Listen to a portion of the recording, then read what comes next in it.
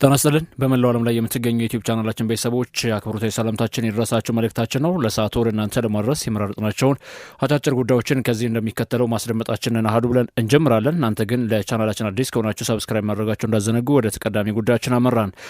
ሊቨርፑል ዩራጓይ አጥቂያቸው ዳርዊን ኑኔዝን በክለቡ እንግዲህ ለማሰናበት ጫፍ ላይ መድረሳቸው ይታወቃል። እንደ ፉትቦል ኢጣሊያ ዘገባ ከሆነ ታዲያ የጣሊያኑ ክለብ ናፖሊ የዳርዊን ኑኔዝን ፊርማ ለማግኘት በቀዳሚነት እየሰሩ ከሚገኙ ክለቦች መካከል ተቀዳሚ ቡድን ስለመሆኑም ተዘግቧል። ሊቨርፑላውያን ተጫዋቹን ከቤኔፊካ ወደ ቡድን ስብስባቸው ከቀላቀሉት በኋላ በአንፊልድ ሮድ ነገሮች በታሰበው ልክ ፐርፎርም እንዲያደርግም አላመቻቹለትም። በዚህም እንግዲህ እንደ ሶርሶች መግለጫ ከሆነም በተለይ አንዳንድ የመረጃ ምንጮቻችን የሚያሳዩት ከሆነ ዩራጓይ ኢንተርናሽናል እንግዲህ ቀጣይ መዳረሻ ወደ ስታዲዮ ማራዶና ኔፕልስ ያደረግና በናፖሊ ቤት እንግዲህ ቆይታዎችን የሚያደርግ ነው የሚሆነው። ናፖሊ ለተጫዋቹ ዝውውር አሁን ላይ ከ42 እስከ 43 ሚሊዮን ፓውንድ አካባቢ የዝውውር ገንዘቦችን ለማቅረብም ፍላጎት ስለማሳደራቸውም ተገልጿል። የጣሊያን ሴሪያ ሻምፒዮኑ ናፖሊ ሊቨርፑል ከሚጠይቀው ገንዘብ ያን ያክል በብዙ መልኩ የሚጋነን ልዩነትም የላቸውም። በመካከላቸው ያለው የገንዘብ ልዩነት ከ7 ሚሊዮን ፓውንድ ያልበለጠ ስለመሆኑም ተገልጿል። ናፖሊዎች እንግዲህ ተጫዋቹ ወደ ቡድን ስብስባቸው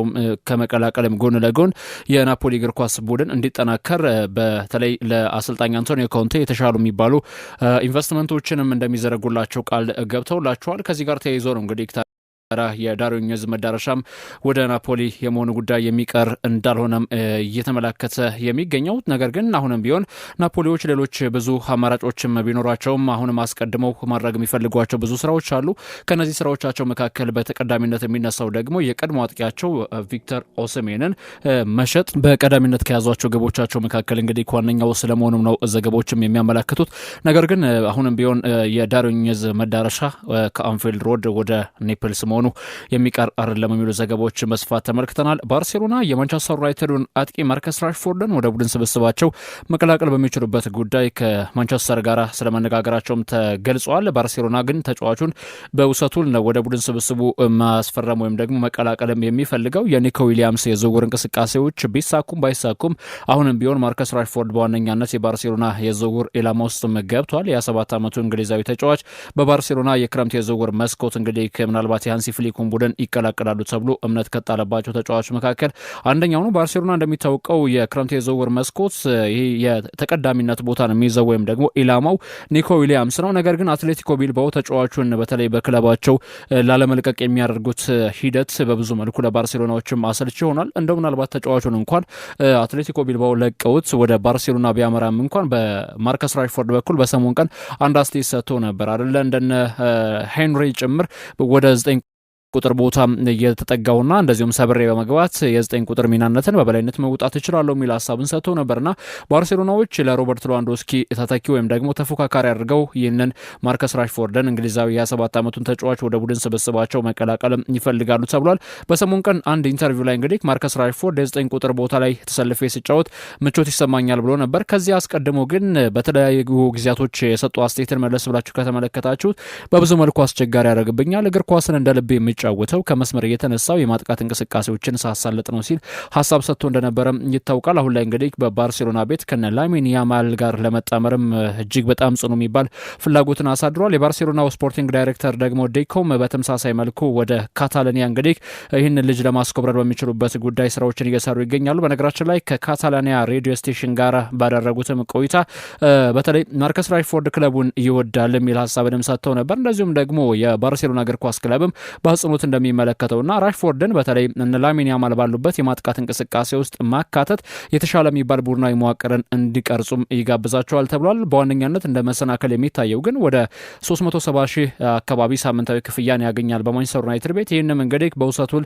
የሚሆን ከሆነ ባርሴሎና ሙሉ ለሙሉ ባይሆንም እንኳን የሆነ ያክል ፐርሰንቱን የመሸፈን አዝማሚያዎችን ያሳያል። ከዛ ማንቸስተር ዩናይትድን በተመሳሳይ መልኩ እንደዚሁ የተጫዋቹን ደሞዝም በተሻለ መልኩ የሚሸፍኑ ከሆነ የተጫዋቹ መዳረሻ ወደ ባርሴሎና ሊሆን ይችላል። ባርሴሎናዎች ግን ተጫዋቹን ሲያስፈርሙ የቋሚነት ውልን ማካተት የሚችሉበትን ማንቀጽ እንደዚሁም እንዲኖር ይፈልጋሉ የሚሉ ሀሳቦችንም ተመልክተናል። ኒውካስትል ዩናይትድ ደግሞ የአጥቂ መስመር ሰላፊያቸው የአሌክሳንደር አይዛክን ጉዳይ በተመለከተ ብዙ መረጃዎችም እየወጡ ነው የሚገኘው።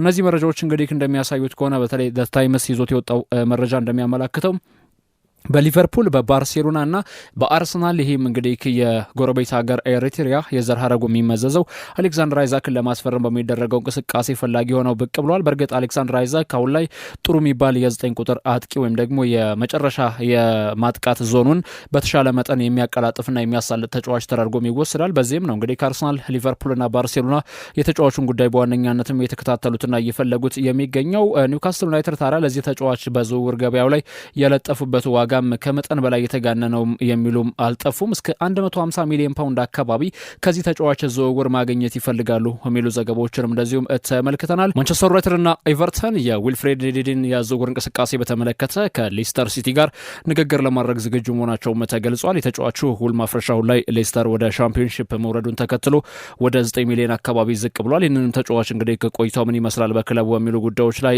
ሰፊ የሚባሉ ንግግሮችን ከተጫዋቹ ተወካይ ወይም ደግሞ ከተጫዋቹ እናት ክለብም ጭምር ንግግሮችን ለማድረግም ዝግጁ ናቸው የሚሉ ዘገባዎችን በስፋትም እየተሰሙ ነው የሚገኘው። እንደ ቡድን ማንቸስተር ዩናይትድ ሆነ ኤቨርተን በአማካይ መስመራቸው ላይ ያሉባቸውን ክፍተቶችም በተሻለ መልኩ መሸፈን በተሻለ መልኩ መንቀሳቀስም ይፈልጋሉ። ታዲያ ዊልፍሬድ ኒዲዲ ባለፈው የውድድር ዓመት በሌስተር ሲቲ ቤት ተስፋ ሰጭ የሚባሉ እንቅስቃሴዎችን ካሳዩ ተጫዋቾች መካከል አንደኛው ተጫዋች እንደነበረም ይታወቃል። ይህን ልጅ እንግዲህ ማስፈረም በሚችሉበት ጉዳይ የኤቨርተንና የማንቸስተር ዩናይትድ ሰዎችም በዋነኛነት አበክረው እየሰሩ ይገኛሉ። ይሄ ናይጄሪያዊ ተጫዋች ምናልባት በክረምት የዝውውር መስኮት ከሌስተር ሲቲ ከቀበሮቹ ጋር የሚለያይበት እድልም እንደዚሁም ሰፊ ነው። እንግዲህ በክረምት የዝውውር መስኮት ወደ ትልልቅ ክለቦችም ያመራል ተብሎም ይጠበቃል። ተጫዋቹ ከዚህ በፊት እንግዲህ ኮንትራቱን እንደማያራዝም ለሌስተር ሲቲ ከፍተኛ አመራሮች ማሳወቁ ይታወቃል። ወደ 9 ሚሊዮን አካባቢ የውል ማፍረሻም የተለጠፈበት ይህ ተጫዋች በፕሪሚየር ሊጉ እንግዲህ የመጫወት ፍላጎቱም ጽኑ ነው ተብሎለታል። ከሳውዲ አረቢያም እንደዚሁ የሳውዲ ሊግ ተሳታፊ ክለቦች የተጫዋቹን ጉዳይ በዋነኛነትም እየተከታተሉትና እየተመለከቱት ይገኛሉ። የ28 ዓመቱ ተጫዋች ምናልባት ቀጣይ መዳረሻው የት ሊሆን ይችላል በሚለው ጉዳይ በብዙ መልኩ እንደዚሁም ይጠበቅ እንጂ ማንቸስተር ዩናይትድና ኤቨርተን የተጫዋቹን ጉዳይ በፕሪሚየር ሊጉ መቆየት ፈልግ ከሆነ በዋነኛነትም ትኩረት ሰጥተው እየሰሩበት የሚገኝበት ጉዳይ ነው የሚሉ ዘገባዎችም በሰፊው እየወጡ ነው የሚገኘው። ሌላው መረጃችን የሚያሳየን እንግዲህ ወደ ፌነርባቼ ቤት ይወስደናል። ፌነርባቼ በአሰልጣኝ ሆዜ ሞሪኖ አማካኝነት ከማንቸስተር ዩናይትዱ ተጫዋች ከጀረን ማሊክ ሳንቾ ጋር ንግግር ስለማድረጋቸውም እንደዚሁም ተገልጿል። ሳንቾ እንደ ቡድን በማንቸስተር ዩናይትድ ቤት ለውጥ መፍጠር እንዳልቻለም ይታወቃልና ጆዜ ሞሪኒዮ ግን አሁን ላይ የጀረን ሳንቾን ኮንትራትም በዋነኛነትም አበክረው እየተመለከቱት ይገኛሉ በዩናይትድ ስላለ ቆይታ። ከዛም እንደገና ወደ 25 ሚሊዮን አካባቢ ለተጫዋቹ ለመክፈልም እንደዚሁም ዝግጁ ናቸው ወደ ቱርክ እንዲያመራላቸው። ሳንቾም ቢሆን እንግዲህ በኦልትራፎርድ ያለው ቆይታ እስካሁን የተረጋገጠ አይደለም። ቸልሲም ቢሆን በውሰት ውል ተጫዋቹን ካስፈረመ በኋላ በቋሚነት የመቀየር ፍላጎት እንዳላሳየ ይታወቃል። ይህንም በተለይ ቋሚ ውል ስላላደረገለት ከክለቡ ጋር መለያየቱም እንደሆነ ይታወቃል። ተመልሶ ለማንቸስተር ዩናይትድ የመጫወት ፍላጎት የለውም። በፌነርባቼ ቤት እንግዲህ ምናልባት ተጫዋቹን የመመልከት እድላችን ከፍተኛ ይሆናል። በቱርክ ሊግ አሁን ላይ እንግዲህ እጅግ በጣም በሚያስገርም መልኩ ትልልቅ ከዋክብቶችን እየተመለከትን ነው የምንገኘው። ምናልባት አሁን እንደ ቡድን የጆዜ ሞሪኖ ቡድን ለተጫዋቹ ዝውውር እንግዲህ ያደረጉ የሚገኙት እንቅስቃሴና እንደዚሁም ደግሞ ተጫዋቹን ለማስፈረም በዋነኛነት እየሄዱበት የሚገኘው ርቀትም ጀረን ሳንቾ ወደ ቱርክ ለማምራትም እንደዚሁ እንዲዘጋጅም ያደርገዋል ተብሏል። በዝውውሩ ተጫዋቹ ደስተኛ እንደሚሆንና ወደ ቱርክ ቢሄድ ተጫዋቹ ምንም አይነት ችግር እንደሌለበትም ተገልጿል ማለት ነው። ሌላው የቸልሲ እግር ኳስ ክለብን ይመለከታል። ቸልሲ የጄሚ ጊትሰንን ጉዳይ በተመለከተ እንግዲህ በዋነኛነት ትኩረት ሰጥተው እየሰሩበት ይገኛሉ። በግራ መስመር ተጫዋችነት እንግዲህ ከብሉ ቸልሲ ለተጫዋቹ እስከ 30 ሚሊዮን አካባቢ ለመክፈልም ዝግጁ ናቸው። ነገር ግን ከዚህ በፊት እንደምታስታውሱት የቦሩሲያ ዶርትሙንድ እግር ኳስ ክለብ ከተጫዋቹ ዝውውር እጅግ በጣም ከፍተኛ ገንዘቦችን እንደሚፈልጉ ተነግሯል። እስከ ጁን 10 ባሉት ቀናቶች ማለት ነው። የተጫዋቹ የውል ማፍረሻም እንደዚሁም በመጠኑም ቢሆን ዝቅ ይላሉ። በዚህም እንግዲህ ተጫዋቹን ለማግኘትም ፍላጎትም ያሳድራሉ ተብሎ ይጠበቃል። የእንግሊዝ ብሔራዊ ቡድን በተለይ በዓለም ዋንጫ በሚሳተፍበት ጊዜ የቡድኑ አካል መሆን ይፈልጋል። ለዚህም በቋሚነት መጫወትንም እንደዚሁም ኢላማውም አድርጎታል። ነገር ግን ይሄ የቸልሲ እግር ኳስ ክለብ የዝውውር ጥያቄ በቀጣይ በአሜሪካ አዘጋጅነት በሚደረገው የዓለም ዋንጫ እንዲሳተፍ ዋስትና የሚያሰጠው ከሆነና እንደዚሁም ደግሞ ቸልሲ የተጫዋቹን እንቅስቃሴ በቋሚነት ለማጫወት ዝግጁ የሚሆኑ ከሆነ ይህንም ልጅ ወደ ቸልሲ ወደ ምዕራብ ለንደን የማምራቱ ጉዳይ የሚቀር አይደለም። 49 ጨዋታዎች ላይ በቋሚነት ተሰልፎ ተጫውቶ በዚህ ውድድር ዓመት 12 የጎል አስተዋጽኦችን አድርጓል። እንደዚሁም 5 አሲስቶችን አስመዝግቧል። በአጠቃላይ 17 የጎል ሲደመር አሲስቶችን ማስመዝገብ የቻለበት አጋጣሚ አለ። ቸልሲ ግን የተጫዋቹን ዝውውር ኦልሬዲ ከ45 ሚሊዮን ፓውንድ በታች እንደሚጨርሱትና ይህም በተለይ ከ45 ሚሊዮን ፓውንድ በላይ የሚጠየቁ ከሆነ ይህ የተመጣጠነ ዋጋ ነው ብለውም አያስቡም። ከተጫዋቹ ፐርፎርማንስ ጋር እጅግ የተጋነነ ነው ብለውም ያስባሉ። የምዕራብ ለንደኑ ክለብ ቸልሲ ታዲያ ምናልባት የጄሚ ጊትሰን ዝውውር የማይሳካላቸው ከሆነ ወደ ማንቸስተር ዩናይትዱ አሊያንድሮ ጋርናቾና ወደ ሊዮኑ ማሊክ ፎፋና ፊታቸውን ያዞራሉ ተብሎም ይጠበቃል። በነገራችን ላይ ኦሎምፒክ ሊዮን ከፈረንሳይ ሊግ አንድ እንግዲህ ከመሰናበቱ ይታወቃል፣ ወይም ደግሞ ወርዶ እንዲጫወትም ተደርጓል በፋይናንሻል ጉዳዮችና ተያያዥ ኬሶች ምክንያት። በዚህ ማሊክ ፎፋናን የማግኘት እድላቸውም ከፍተኛ ይሆናል ተብሎ ይጠበቃል። ያው ቸልሲ እንግዲህ ይህንንም ተጫዋች በዋነኛነትም በዝውውር ኢላማ ውስጥ ያስገባዋል ተብሎ ይጠበቃል። የአትሌቲኮ ቢልባኦ ኒኮ ዊሊያምስም እንደዚሁ ከባርሴሎና ጋር ስምምነት ላይ የማይደርስ ከሆነና ወደ ባየር ሙኒክ የማያመራ ከሆነም ተጫዋቹንም እንደዚሁም በዝውውር ኢላማቸው ውስጥ አስገብተውታል። ግን ደግሞ ጄሚ ጊትሰን በቸልሲ የዝውውር ኢላማ ውስጥ ከገቡ ከዋክብቶች መካከል ተቀዳሚ ነው። ይህም ተጫዋች በተለይ ጊትሰን በባየር ሙኒክም የዝውውር ኢላማ ውስጥም እንደገባ ነው ዘገቦችም የሚያሳዩት። አርሰናል ለክርስቲያን ኖርጋርድ የዝውውር ጥያቄዎችን ማቅረቡ ይፋ ተደርጓል። ክርስቲያን ኖርጋርድ የ31 ዓመቱ የብሬንፎርድ የመሃል ሜዳ ተጫዋች አሁን ላይ እንግዲህ መድፈኞቹ በዝውውር ኢላማቸው ውስጥ እንዳስገቡትም ተገልጿል። የቶማስ ቴም ቦታ ለመተካት በሚደረጉ እንቅስቃሴዎች ከበርካታ ተጫዋቾች ጋር ስሙ ሲገናኝ የነበረው አርሰናል ግን አሁን ላይ የክርስቲያን ኖርጋርድ ዋነኛና ተቀዳሚ ፈላጊ ሆኗል። ዴኒሻዊ አማካኝ በብሬንፎርድ ቤት እስከ 2027 የሚያቆይ ውል እንዳለው ይታወቃል። መድፈኞቹን ቀላቀል ፍላጎቱ ከጊዜ ወደ ጊዜ ከፍ እያለም እንደመጣም ተዘግቧል። አርሰናል እንግዲህ የተጫዋቹን ጉዳይ በዋነኛነት የተመለከቱት ነው። እንደዚሁም ይፋው የዝውውር ገንዘብን አቅርበዋል። አርሰናል ከቶማስ ፓርቲ ጋር ያልተደረሰ ስምምነት ስለነበረው በዚህም እንግዲህ ቶማስ ፓርቲ ክለቡን የሚለቅበት ጊዜም ቅርብ ነው። በዚህም በቀጣይ እንግዲህ ሁለቱን አማካኞች ማለትም ቶማስ ፓርቲና ጆርጂኒዮን በጣም የሚያጣው አርሰናል በማርቲን ዙቢሜንዲና በኖርጋርድ አማካኝነት የአማካኝ መስመሩን በተሻለ መልኩ ማጠናከር ይፈልጋል የሚሉ መረጃዎችም እንደዚሁም በርከት ብሎ የተነሱና እየተዘገቡ ነው የሚገኘው። ክርስቲያኖ ሮናልዶ ቡድን አልናሰር ከአሰልጣኙ ጋር ተለያይቷል። እንግዲህ ከአሰልጣኙ በተለይም ከዚህ በፊት በዋና አሰልጣኝነት በመሩባቸው ክለቦች ጥሩ የሚባል ቁጥሮችን ማስመዝገባቸው ተከትሎ ስቴፋኖ ፒዮሊ የአልናሰር አሰልጣኝ ሆነው ነበር።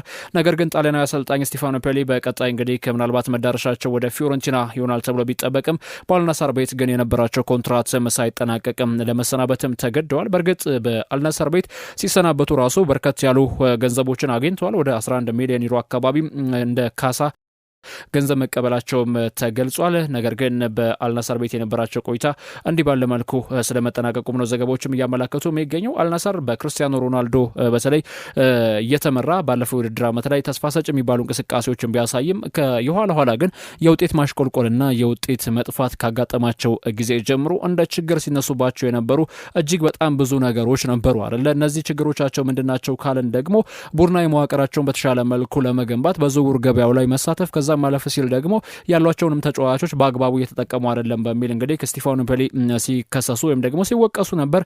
ከዚህ ጋር ተያይዞ እንግዲህ በቀጣይ በቡድን ደረጃም በፊዮረንቲና ቤት የምንመለከታቸው ነው የሚሆነው። በአልናሰር ቤት ግን የነበራቸው ቆይታ እንዲህ ባለ መልኩ ተጠናቋል። የፈረንሳይ ሊግ አንድ ተሳታፊ ክለቡ ኦሎምፒክ ሊዮን ወደ ታችኛው ሊግ ወርዷል። እንግዲህ ከኦሎምፒክ ሊዮን ወደ ሀገሪቱ ሁለተኛ ሊግም እንዲወርድም በይፋ ተወስኖበታል። ክለቡ እስከ ውድድር ዓመቱ መጨረሻ ድረስ እንግዲህ የፋይናንስ ችግሩን እንዲያስተካክል ቀነ ገደብ ተሰጥቶት ነበር አይደለ? ከዚህ በፊት በነበሩ ጊዜያቶች የክለቡ ባለቤት ጆን ቴክስተር ከዚህ በፊት እንግዲህ ቃል ገብቶም ነበር ጭምር ኦሎምፒክ ሊዮን እመኑኝ ከሊጉ አይወርድም፣ የገንዘብ ችግሮቻችንን እናስተካክል ላለን ሲሉ ሀሳብ ሰጥተው ነበር። ነገር ግን አሁን ላይ አወዳዳሪው አካል ከሊጉ እንዲወርዱ አድርጓቸዋል። በዚህም የኦሎምፒክ ሊዮን ደጋፊዎች የክለቡን ባለቤት አሜሪካዊ ባለሀብት ጆን ቴክስተርን ክለቡን እንዲለቁም እንደዚሁም የጠየቁበትን ጉዳይም በክለቡ አቅራቢያ ጎዳናዎች ላይ እንግዲህ በተሰቀሉ ባነሮችም ጠይቀዋል።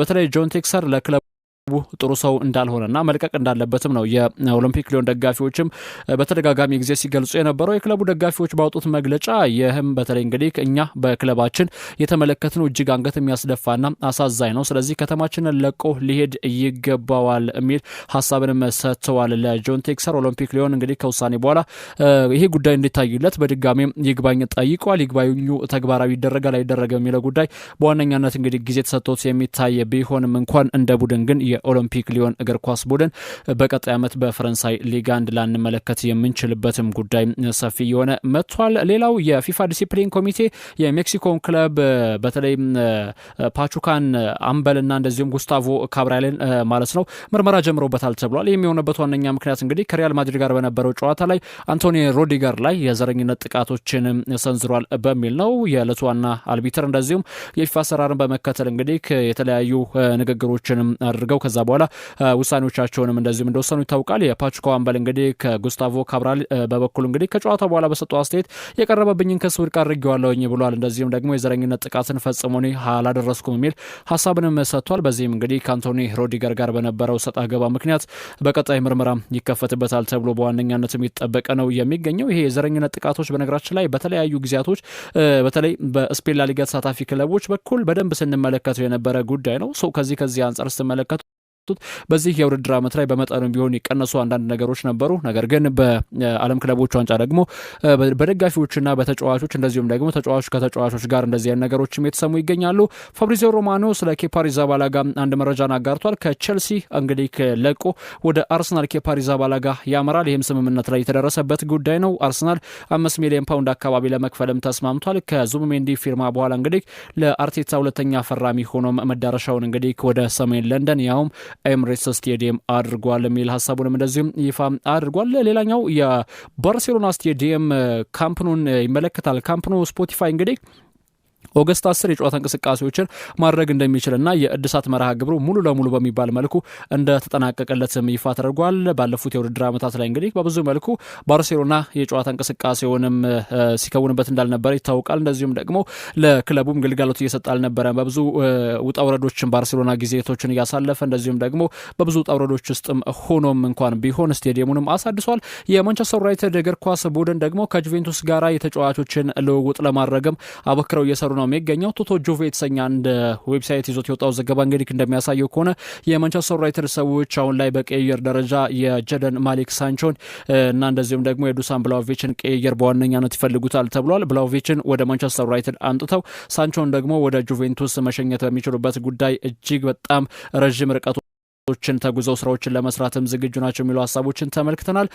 ሌላው መረጃችን የሚሆነው ከዚሁ ከማንቸስተር ዩናይትድ ጋር በተገናኘ የታይለር ማላሺያ ጉዳይ ነው። ታይለር ማላሺያ በቅርብ እንግዲህ በድብርት ምክንያት ሲሰቃይ የነበረ ተጫዋች እንደነበር ይታወቃል። ይህ ልጅናም አሁን ላይ ተጫዋቹን ለማስፈረም በሚደረጉ እንቅስቃሴ አንድም ፈላጊ ክለብም አልመጣም። በውሰቱልም ቢሆን በፒኤስቪ ያለፈውን ዓመት አሳልፎ ነበር። ነገር ግን ወደ ማንቸስተር ዩናይትድ ተመልሷል። አሁን ተጫዋቹ ዩናይትድ ተጫዋቹን ለመሸጥ በዋነኛነት ቢያቀድም እንኳን ለዚህ ተጫዋች የሚሆን የዝውውር ጥያቄዎችን ይዞ የሚመጣ አንድም ክለብ እንዳልተገኘም ነው ዘገባዎችም እያመላከቱ የሚገኘው። ማንቸስተር ዩናይትድ የብሪያን ምቤሞን ዝውውር ለማጠናቀቅ በሚያደርገው እንቅስቃሴ ለማቲያስ ኩኛ እንደከፈለ ሁሉ ወደ 63 ሚሊዮን ፓውንድ አካባቢ መክፈል መቻል እንዳለበትም ተነግሮታል። ታይም ስፖርት ባጋራው መረጃ መሰረት እንግዲህ ከዩናይትድ ሰዎችም ይህንም በተለይ 63 ሚሊዮን ፓውንድም የተጋነነ ክፍያ ነው ብለው እንደማያስቡና ለተጫዋቹ ካቀረቡት ገንዘብ እጅግ በጣም የተቀራረበ ማንቸስተር ዩናይትድ ያው በሰሞን ቀን ወደ 60 ሚሊዮን ፓውንድ አካባቢ የዝውውር ገንዘቦችን ለማቲያስ ኩኛ አድኦኖችን አካቶ ማለት ነው አቅርበው እንደነበረም ይታወቃል። ከዛ በኋላ ግን አሁን ላይ የተጫዋቹ እናት ክለብ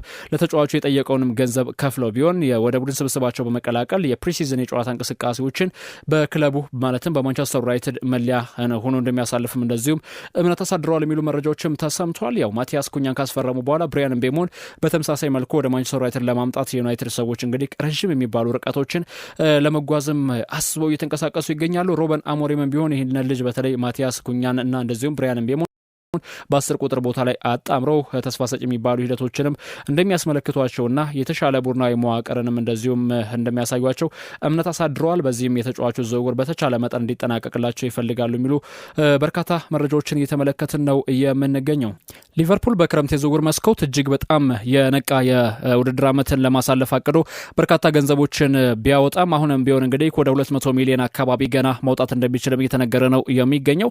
በተለይ ይሄ ከፒኤስአር ጋር በተገናኘ እንግዲህ ከጥያቄዎች እንደማይነሱበትና ባለፈው ክረምት በዝውውር ገበያው ላይ ያን ያክል ገንዘቦችን ስላላወጣ በብቸኝነት እንግዲህ ወደ ቡድን ስብስቡ ቀላቅሎስ የነበረው ፍሬድሪኮ ኬዛና ማማርዳ ሻልቫን በዛው በቡድን ውስጥ እንዲቆዩ ካደረገ በኋላ አሁን ላይ እንግዲህ በዝውውር ገበያው በንቃት የተሳተፈ ነው የሚገኘው። አሁንም ቢሆን ከጃሬል ኮንሳና እንደዚሁም ደግሞ ከኬለር ዝውውር ወደ 48 ሚሊዮን አካባቢ ወደ ካዝናቸውም አስገብተዋል። በዚህ ምክንያት እንግዲህ የዝውውር ገበያው ገና አልተጠናቀቀም ለሊቨርፑላውያን። ስለዚህ ከዚህ በኋላ በሚደረጉ የዝውውር እንቅስቃሴዎች ላይ በርካታ የሚባሉ ሚሊዮን ፓውንዶችን አውጥተው ተጫዋቾቹ ወደ ቡድን ስብስባቸው መቀላቀል በሚችሉበት ጉዳይ በዋነኛነትም አበክረው እየሰሩ ነው የሚገኘው። ሜሎስ ኬርኬዝን የዝውውር እንቅስቃሴውን አጠናቀዋል። ከዛ ማለፍ ሲል ፍሎሪያን ቨርትዝን ወደ ቡድናቸው አምጥተዋል አሰልጣኝ አርኔ ስሎት። ከዛም እንደገና ደግሞ በውድድር ዓመቱ ላይ እጅግ አስደናቂ ዓመትን ያሳለፈው ጀርሚ ፍሬምፖንግ የቡድን ስብስባቸው አባል እንዳደረጉትም ይታወቃል።